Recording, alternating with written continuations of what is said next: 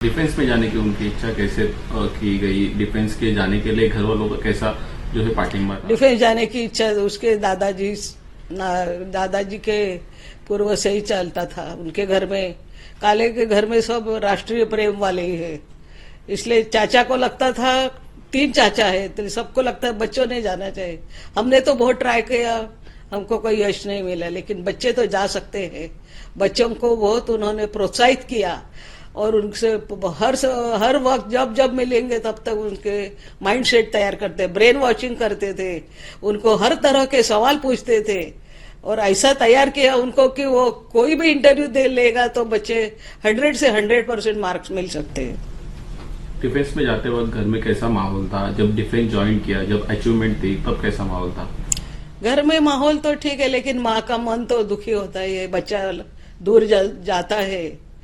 बच्चे खुश थे, नया माहौल था, नया एजुकेशन, नया सब था। एक थ्रिल था, आगे जाकर हम ऑफिसर बनेंगे, देश के लिए सेवा करेंगे, प्राण त्याग करने को भी क्या है, देश के लिए कुछ भी करने को, बलिदान देने को तैयार है, ऐसी भावना थी।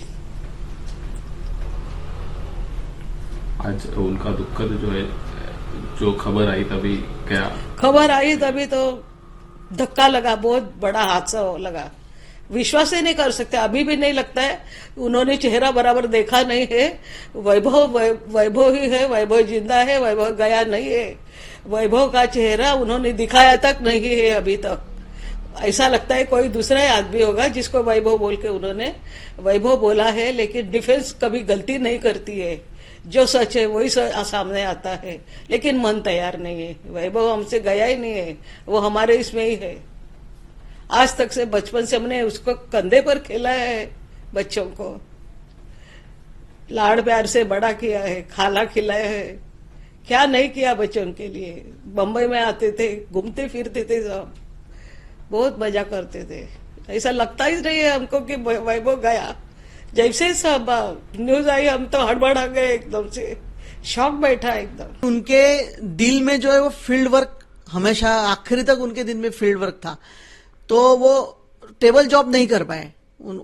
हालांकि बहुत अच्छे कंपनी में बहुत अच्छा जॉब था उनको, लेकिन वो टेबल वर्क कर ही नहीं पाए। इसलिए फिर उन्होंने यूएन में ज्वाइन हो गए, वो defence security and safety department में।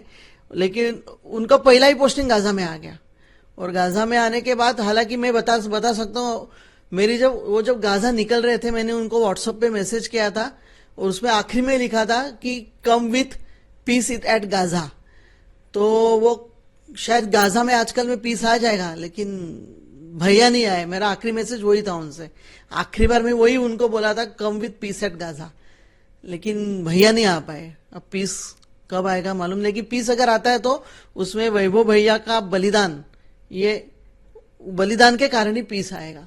यूएन को शायद समझ में आएगा कि नहीं, ये जो भी हो रहा है गाजा में ठीक नहीं हो रहा है, हकनाक मौत हो रही है। एक इंडियन वैभव का कोई संबंध नहीं है हमास और इजराइल के वॉर में, लेकिन उनका उसमें उन्होंने त्याग दिया, बलिदान किया, तो उनके बलिदान के आगे अब पीस आना चाहिए गाजे में। यही मैं कहना चाहूंगा।